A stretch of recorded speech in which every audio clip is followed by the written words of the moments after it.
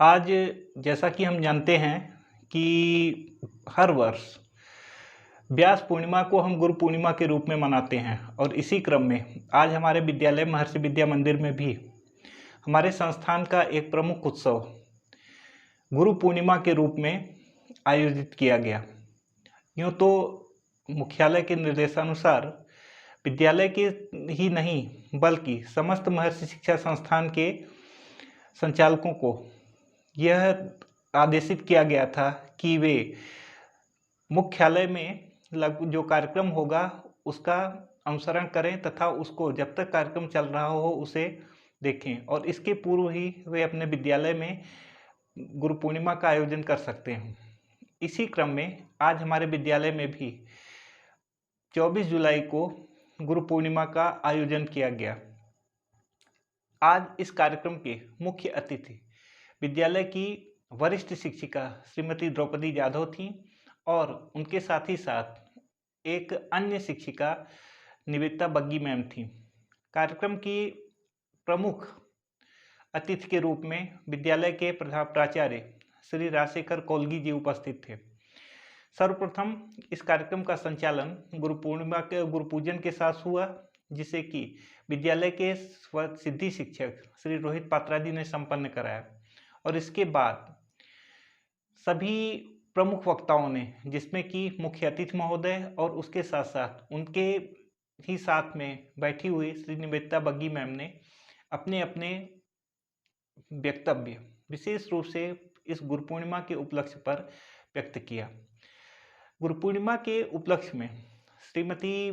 Draupadi Yadav ma'am ने बताया कि किस तरह से उन्होंने आज से लगभग 25 वर्ष पूर्व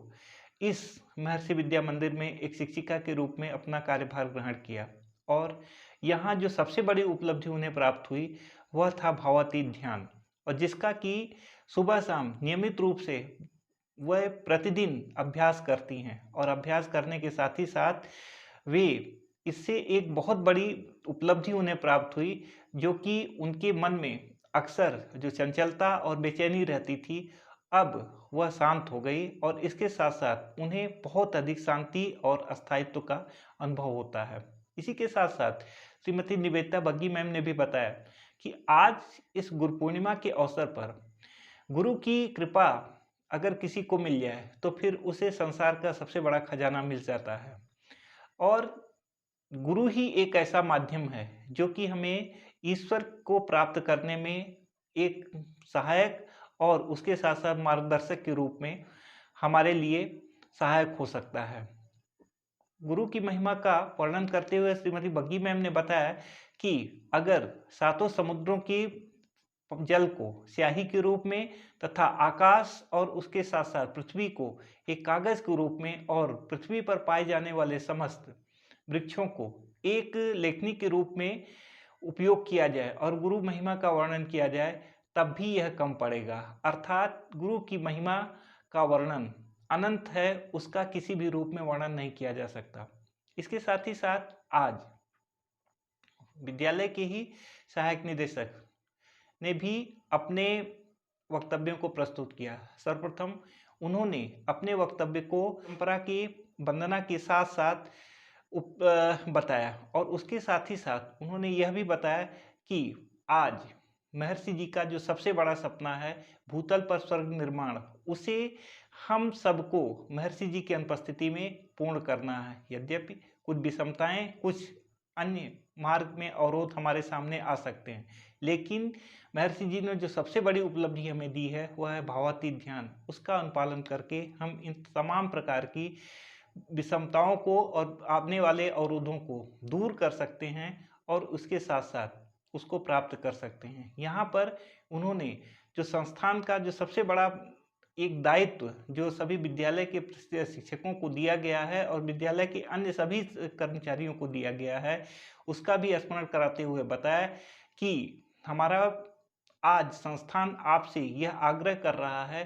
कि इस संपूर्ण समाज को एक स्वस्थ तथा रोग विहीन समाज की रचना के लिए आप लोगों का यह महत दायित्व है कि सबसे पहले अपने परिवार के सभी लोगों के साथ नियमित रूप से सुबह शाम भावातीत ध्यान करें। इसके बाद अपने अगल बगल पड़ोस के लोगों को और उसके साथ साथ फिर कॉलोनी तथा फिर समाज में लोगों को नियमित रूप से भावातीत ध्यान को करने के लिए प्रेरित करें। इससे हम निश्चित रूप से एक रोग विहीन, कष्ट विहीन तथा दुख विहीन समाज की स्थापना कर सकते हैं। और यह सब हम सबका सम्मिलित प्रयास जो है, निश्चित रूप से महर्षि जी का जो स्वप्न है वह भूतल पर स्वर्ग निर्माण की योजना को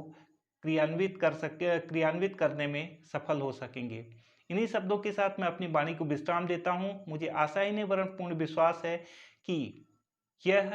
वीडियो आप सबको पसंद आया होगा। कृपया अगर पसंद आया हो तो अपने मित्रों के साथ शेयर करें तथा मेरे चैनल को सब्सक्राइब करें। धन्यवाद। जय गुरुदेव, जय महर्षि।